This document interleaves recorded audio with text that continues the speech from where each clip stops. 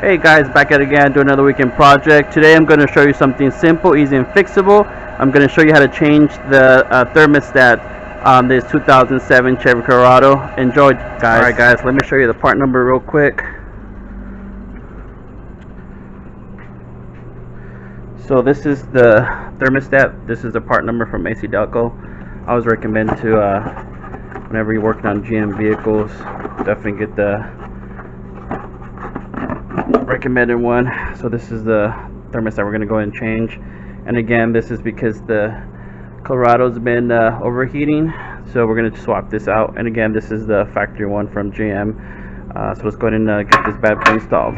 Alright guys, so in order for us to install the thermostat, you are going to have to remove the tire from the driver's side, because the thermostat's located right there. If you follow this holes right here, it's right there. So this is the best. There's other ways, but this is the best way to do it. So you're going to remove the tire, and going to give you direct access to the thermostat, because it's basically held down like this. So in order for us to remove it, make sure you do this job when the engine is cold. This vehicle has been sitting for a few hours now, so it's not hot. The first thing we'd like to do, again, there's many ways to do it, but I'm going to show you the easiest way for me. I'm going to remove this clamp, this clamp from the radiator hose. This is the lower radiator hose, and I'm going to have a catch pan ready to catch the coolant. Just be very careful, because if you have any animals, dogs, cats, they like to drink it, so that could be harmful and they could die. So just make sure you are very careful, catch every drop, or when you're done, just make sure you hose down whatever type of liquid you have on there. So let me go ahead and show you. Again, I have my vehicle lifted, but if you have jack stands, make sure you put your vehicle on jack stands. And again, this is the clamp that we're going to go to remove, and that's going to allow us to free the lower radiator hose and catch that. Once it's completely alright guys, so for this job I'm using a special tool. It's basically this is going to go ahead. You can use pliers, but this is easier for me. We're going to put that there. We're going to squeeze it at the bottom, and it's going to compress this spring. It's going to allow me to take it out. So let me go do that real quick. Alright guys, so now that I have the tool in place, I'm going to go ahead and pull the lower radiator hose. And again, have your catch pan ready, because it's going to pour like no tomorrow. So I'm going to do that real quick.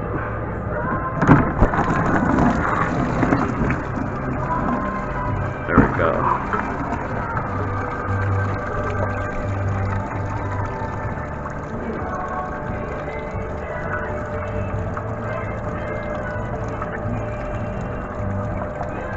And again, this is why it's very important you do this with the engine cooled down, because if this was hot engine, you could just imagine all the splash. And it got me really good. Buy some new shoes, but you can see what I'm talking about. And again, I'm just gonna let that drain. Again, I'm catching it the best I could, and whatever extra that came down, I'm gonna go ahead and hose it down. So let me go ahead and finish that up, and then we'll come back and we'll do the other step. Okay guys, so now that we have completed drain the lower radiator hose, I put that special tool, I don't know if you guys could see, I put that special tool underneath the vehicle, and basically I just snaked it inside there, and it's holding I already compressed that clamp. See, move it. See, look at it move. So again, you could use some long needleless pliers to pry them in here, but that's the benefit of having those special tool.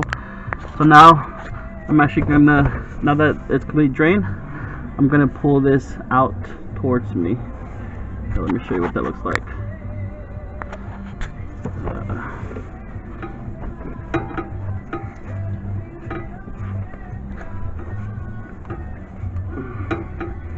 Again, you might have to play with it a little bit because this has never come off.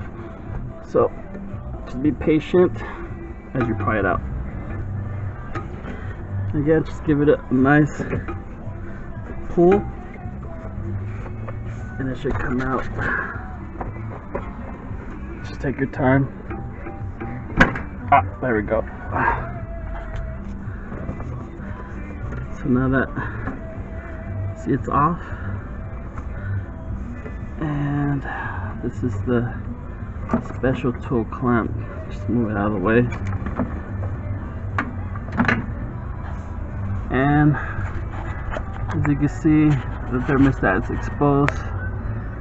You have that top bolt and the bottom one. So let's go ahead and remove that. Let me go ahead and get the necessary tools for this job. Alright guys, so for this job I'm actually using I believe this is a 10-inch 1/4 extension, and I'm using the wobble one, and I'm using a 10mm socket. The reason why I'm using a wobble extension is because when we fit it in there, it could kind of move a little bit, because it's in like a very tight spot. So let it move. And again, it's a 10-inch extension with a 6-inch extension that I'm using. Let me show you. So with this setup, you can easily remove the bottom one and still have room to use your 1/4 ratchet, or get your close up. For the top bolt, you could actually stick it in there. I don't know if you can see, it's in there like so. That's the reason why I got a wobble extension, because I'm able to maneuver that over there. And you can see I still have room to put my socket in here. So let me go ahead and remove those, and I will be right back. Oh, and I will put the torque specs. I believe per GM is 7.4 foot-pounds. That those two 10mm bolts get torqued. Alright, let me go and remove it real quick.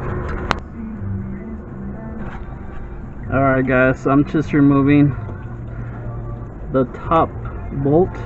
You guys can see that. And you will get some coolant coming out of that. So just want to prepare you as well, okay guys? Alright, let me finish up and we'll remove it. Alright guys, so I'm just bringing the thermostat out like so. There we go.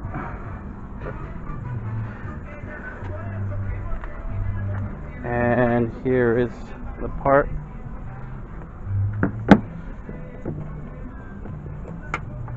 Let me get that. Let's see if I can get that new part real quick. Alright guys, so this is the new part.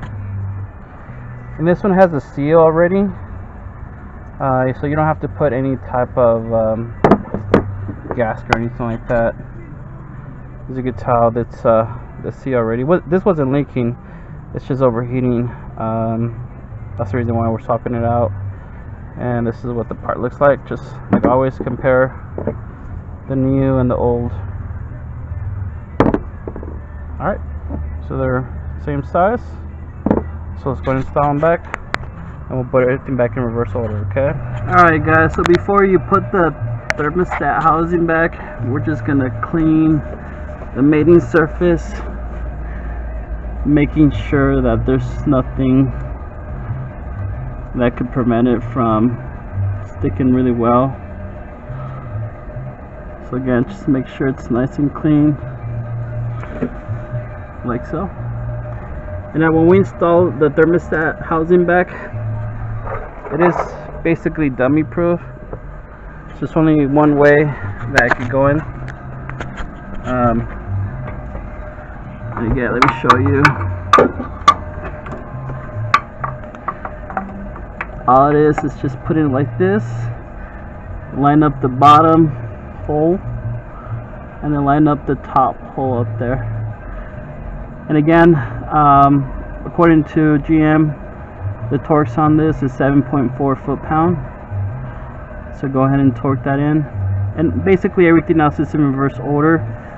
You just put that back.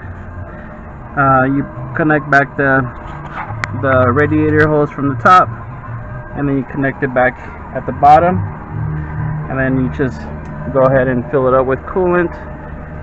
And